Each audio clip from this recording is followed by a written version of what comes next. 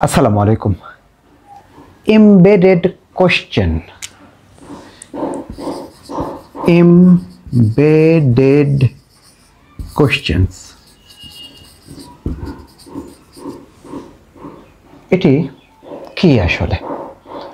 বলে রাখি যে মাঝে WH থাকলে কি করব? এরপরে যদি সাবজেক্ট থাকে সাবজেক্ট প্লাস ভার্ব।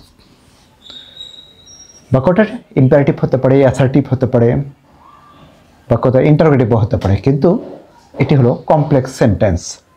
যেমন tell me what you want,